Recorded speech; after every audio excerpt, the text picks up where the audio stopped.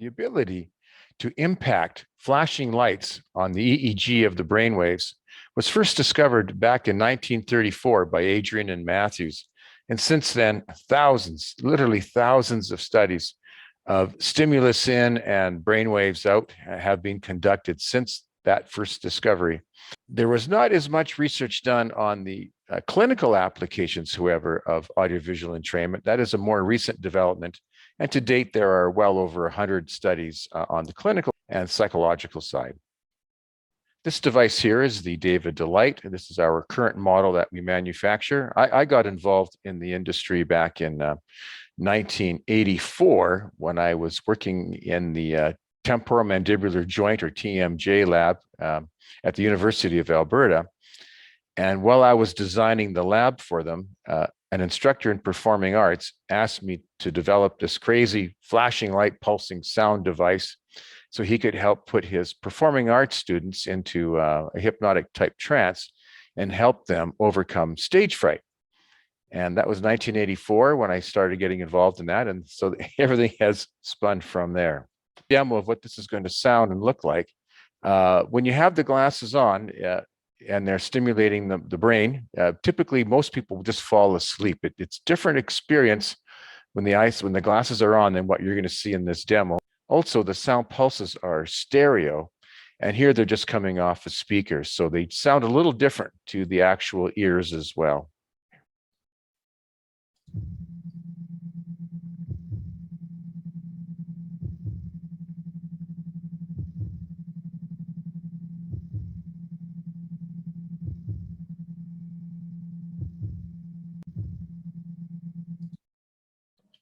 There's also a heartbeat sound, as you had heard there, which we typically use as a breath pacer.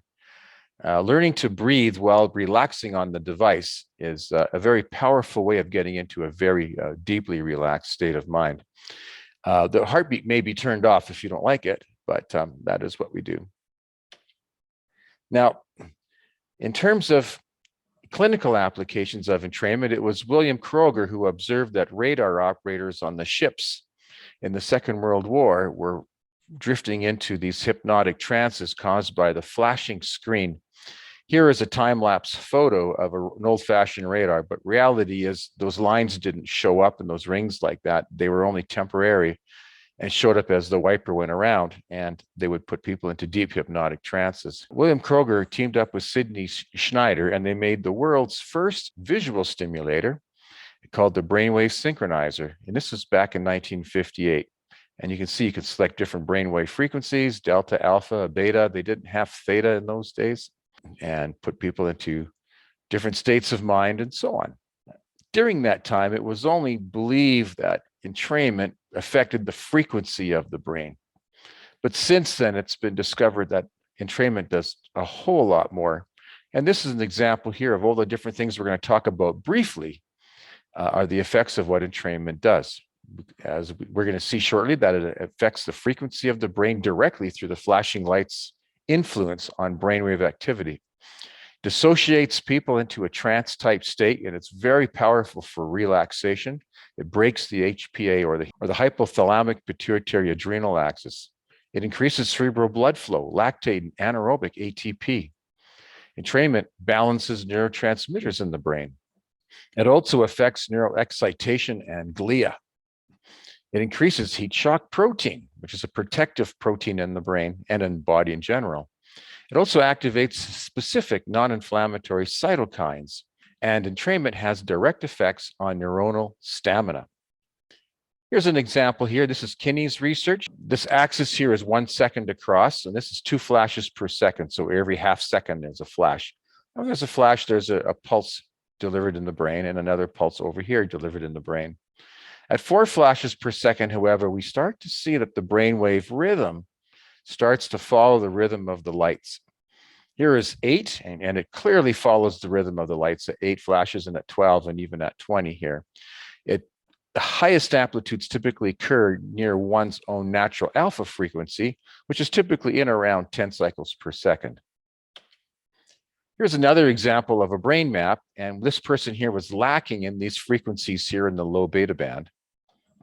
And after giving entrainment, in that band, we could see that it completely filled in those frequencies and helped the person clinically with their issues. Here's an example here of entrainment affecting the hypothalamic pituitary adrenal axis and basically shutting it down. And we've used this on trauma for many, many years. The US Marines have bought thousands of these through the Semper Fi Marine Fund for PTSD and trauma. And it's very effective at calming a person who's going into panic attacks and anxiety and so on. This is the effect of entrainment on cerebral blood flow. And there's been several studies done on this. This study done by Fox and Rakely showed that all frequencies of entrainment drive up cerebral blood flow, especially right around 8 cycles per second. That being said, here's an example of a college student who was failing in her grades and could only read 2 paragraphs at the time we did this recording, and she would just fog out. And she was struggling with ADD and maybe some fibromyalgia, but because she was having trouble reading and retaining and comprehending, she would read her books well into 3 o'clock in the morning and then get up at 7 to go back to school. And of course, she was quite exhausted too. So given the cerebral blood flow model, if you increase cerebral blood flow, these slow frequencies that are slowed alpha, they will disappear when you increase cerebral blood flow, even if you give a person the same frequency that technically they shouldn't have. When we look at this blood flow graph here, we can see that blood flow really peaks right around 8 cycles per second. So we gave her 8 cycles per second from a frequency model, exactly what she should not have, but from a blood flow model, exactly what she should have. And this was her after 30 minutes of entrainment. Then you wait a little bit of time for the person to wake up, and then we do another recording. Here she read 10 pages, whereas at baseline she read 2 paragraphs. So it's impressive how fast it can turn on the brain and get it running. This is an example of the neurotransmitters that are affected by entrainment. This was done near Chicago in the wintertime. And we can see that, of course, high levels of melatonin are issues which they're associated with seasonal affective disorder and lack of sunlight in the winter. And so during entrainment, in this case, this was white light for 30 minutes. We can see that melatonin dropped by 6%, which helped a person feel perkier and more alert. But endorphins also went up and serotonin all went up, and so did norepinephrine mildly. This is a beautiful brainwave signature. It really is mildly excited happiness at the same time. I call it the celebratory brain, or the Christmas brain, celebration brain, because of the fact that when we have high levels of serotonin and endorphins, we feel really relaxed and happy and safe, but mildly elevated norepinephrine also helps us feel a little energetic. So fun, talking to people, meeting people, having fun. That's what that signature is about. And entrainment generates that signature quite naturally. Lactate in the brain. Now, lactate is very, very important chemical in the brain. And lactate from astrocytes may be crucial for supporting axonal function, especially during times of high metabolic demands or hyperglycemia. Lactate from astrocytes may be crucial for supporting axonal function, especially during times of high metabolic demands or hypoglycemia. The astrocyte neuron lactate transfer shuttle system serves as a protective function to ensure a supply of substrates for brain metabolism and oligodendrocytes, which appear to influence availability of lactate. Now, oligodendrocytes are really important because they generate glia. There's increasing evidence for lactate acting as a signaling molecule in the brain to link metabolism, substrate availability, blood flow, neuronal activity, and panic disorders. And here's an example of light stimulation at 2 hertz, and we can see here that it drove up lactate and ATP over about 260% very quickly. And that is also what it helps to do to calm the brain down and to make it sharper. And in the process, it also has a tendency to settle down anxiety and trauma symptoms and so on. Entrainment certainly appears to relax the mind and yet stimulate the actual and supporting structure of the brain itself. Here's some more examples. Endodontic anxiety. We can see here that the most anxiety-producing part of a dental procedure, generally speaking, is the injection. But all aspects of a dental procedure are reduced in terms of anxiety when a person uses entrainment during their actual dental procedure. Migraine headaches, of course, are a real problem in modern society, and entrainment has been shown to shut down migraine headaches very effectively. This is Anderson's research back in '89. He was using 30 minutes of entrainment, which people would put on the device just as they were feeling the aura coming on for their migraine. And they knocked pre-treatment migraines down from 6 hours to about 35 minutes. 49 of the 50 migraines that were recorded from about 7 different people were helped, and 36 of those were actually stopped. This is a quick little study on depression. And this was done by Cantor and Stevens. And what we're looking at here is the blue line is the entrainment group. And these guys are using 14 hertz, which is in the sensory motor rhythm, or SMR brainwave band. And we can see how quickly their depression, as measured on the Beck depression scale, dropped right down here. The other group was getting sham, and there was really no change in depression during the control period. And then when they put them on entrainment, they too had a very substantial drop in depression. And we can see here, if you look here, they're using 14 hertz green light. A square wave stimulation, we don't really believe in using square wave stimulation because it's quite aggressive. So we use a more gentle way of stimulating the brain with our equipment. And it was a 4-week study. Brain brightening with entrainment. With entrainment, you can really generate brain function and restore it in people who are tired or exhausted and or struggling with different disabilities. So let's take a look. Here we're looking at autistic children. Now, we've worked with a lot of autistic children individually, and finally someone actually published a study here.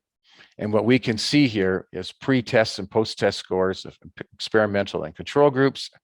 And we can see the entrainment group for inhibiting unwanted behavior, for shifting and such, and also for being able to plan, were improved somewhat during and after entrainment. They're using the executive function, or brief inventory. It's an 86-item assessment of executive function. And there's a behavioral side to it and a metacognition, initiating, memory, working, planning, organizing, and so on side to this metric. This is the effect of entrainment on IQ in learning disabled boys. And we can see here on the Raven IQ, this group of kids, they went up over 10 points in Raven IQ. Memory went up on the ITPA task. Reading and spelling on the wide range achievement test improved significantly. There were 14 participants in this study. They received 40 audio-visual entrainment sessions and 40 sessions of audio only that were recorded on cassette tape. This is back in 1993 when this study was done. And this is another study looking at Brooks behavior by teachers. And what we can see here is that the post-entrainment, the improvements for anxiety, for dependence, ego strength, coordination, intellect, academics, attention, an excessive sense of personal suffering, and anger control. And these two are kind of interesting, these two measures here, because if a child feels that they're suffering unjustly, they will have an anger issue. They will be lashing out. So if they can reason why they're being disciplined by a teacher or a parent, or having a reaction by another student, and they can reason about it, they're going to have much better anger control issues, as we see in this graph. This here was looking at 7 different schools. 204 children were in this school from grades 1 to 11. And we can see here that on anxiety, an upward projection of the graph means an improvement. And we can see anxiety, depression, hyperactivity, and inattention were improved dramatically. Then take a look at the reading scores. And most years were improved by 2/3 of a year. And in grade 7, students were improved by an entire year in terms of their reading improvements. This is another study just recently done by John Lamea, and he's looking here at ERPs, which are event-related potentials. And what they are is there's a whole bunch of quick flashes that typically occur on the screen. And if these 2 images that are presented on the screen are of one pattern. It's called a go. So you push a button, and if they are different, it's a no-go. No-go requires inhibition of brain circuits, and it's actually more difficult to do an inhibition task, and requires more mental effort, and it's also more tiring. And what we can see here, there were 300 of these quick little challenges done over a 15-minute period. And then they were given 32 minutes of audio-visual entrainment training using SMR beta.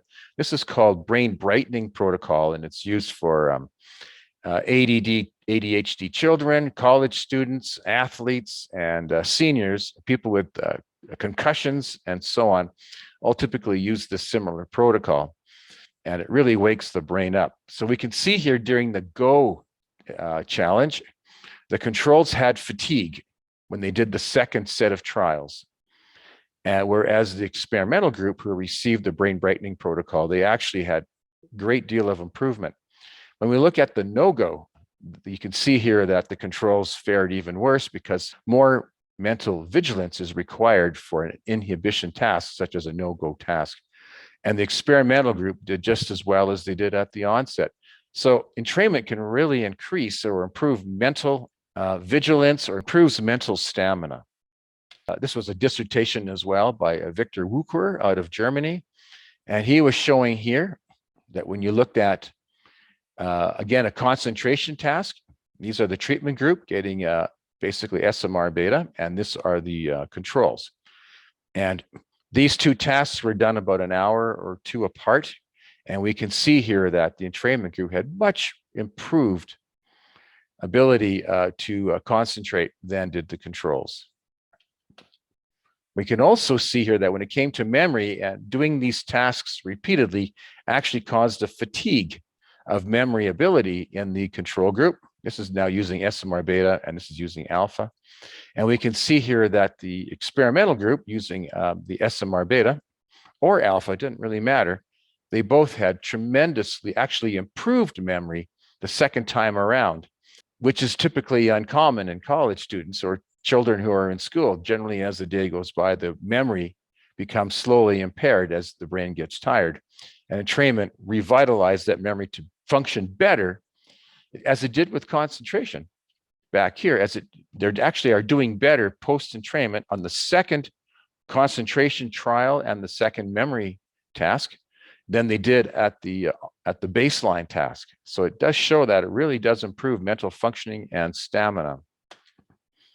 Here's another study done on academic worry. And of course, a lot of students in college have a tendency to worry a lot.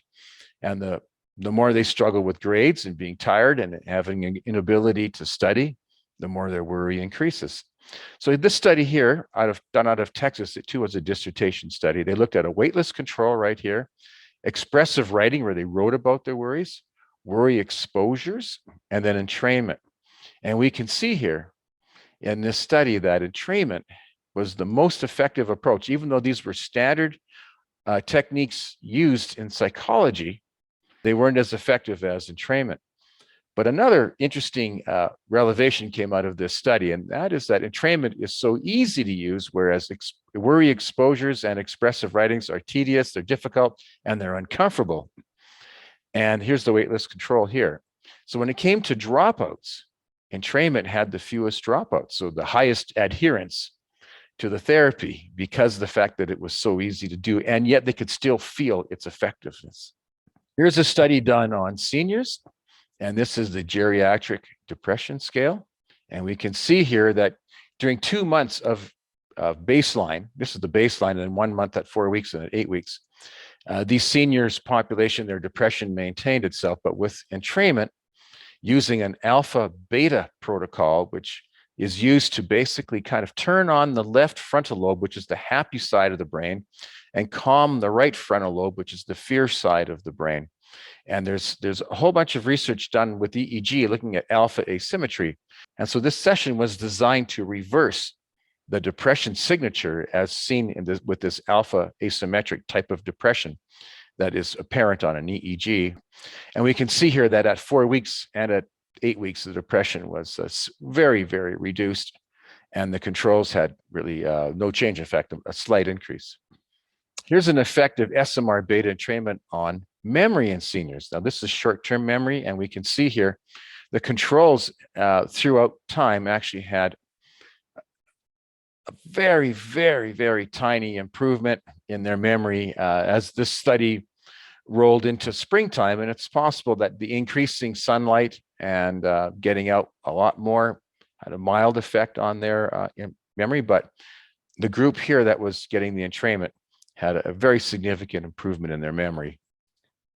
Because audio-visual entrainment relaxes the mind, it stimulates the actual structure and supporting structure of the brain itself, which also influences the mind and a person's ability to perform.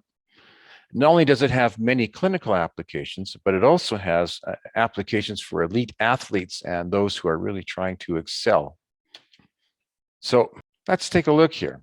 This is Rocky Thompson. Now, Rocky Thompson was a fear-based golfer, and he would go into anxiety and often anger every time he had a bad shot, and then his golf game would go down from there. So he got on entrainment back in 1991. He never won first place in the golf game ever. He always took, third, fourth, fifth, sixth, whatever, smaller purses for sure, but never first. And then he got onto an entrainment, and after 2 or 3 weeks of using entrainment, his ability to stay calm and relaxed were improved so much that he beat Lee Trevino in the Boston Digital Classics. And you can hear some of the things they said. So he plugged himself into a contraption called the Paradise. This is our previous model that we used to make. Anyway, Paradise Light and Sound Machine for 30 minutes of chilling out prior to leaving to Nashwauk, Connecticut to protect a one-shot lead over Lee Trevino and Al Gieberger. And then later it says, Thompson just knew the gizmo worked. I call it the machine, he said. You put the things over your ears, you put the glasses on, and you shut your eyes. There's lights in the glasses, and they flash white and blues and greens. Then you hear these sounds. If you're nervous or uptight at all, you just mellow right out. And so that's how he won first place, first time in his life. So Frank Zane in 1993 reported in Muscle and Fitness about how he used entrainment for his workouts. And he could do more intense workouts following entrainment. He had less lactic acid buildup, and he had faster recovery periods as well. Here they used a view hole eye set. And this is a bit of a spin-off of our Dallas Cowboys research that we had done, where we would have the football players use view hole eye sets where they could see out. The lights flashed around the eye sets, but they could still see out through the eye sets. And they would put the units in a fanny pack and go running.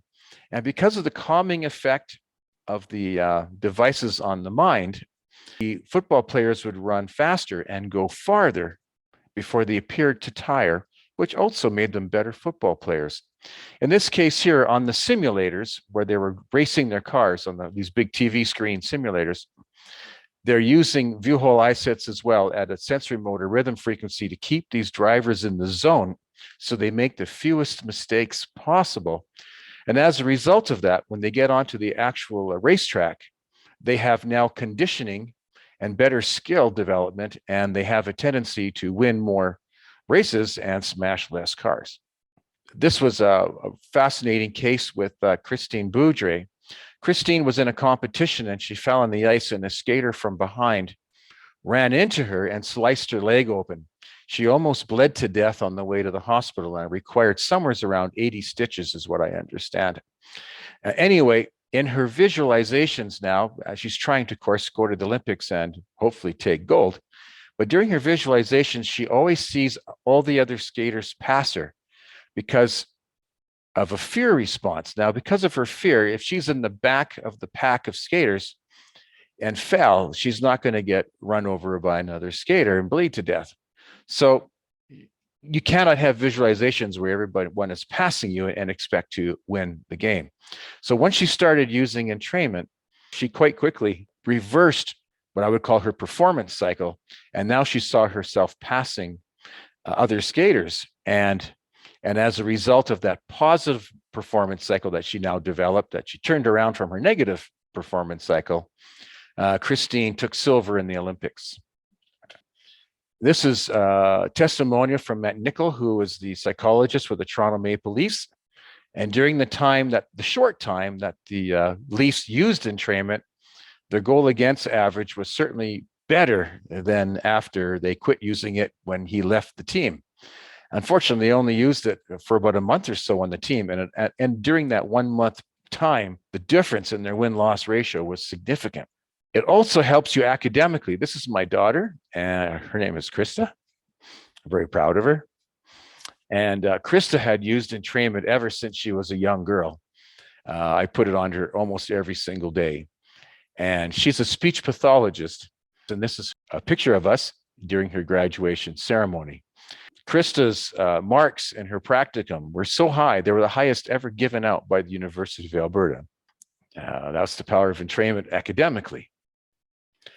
Here's something interesting with a lot of high-level elite athletes.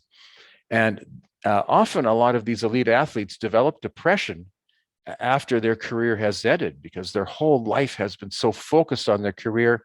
They often feel isolated from family and friends, and they have a severe crash. And this is Catherine Garcia, and after they took bronze in Australia, about a third of their synchronized swimming team all developed severe depression.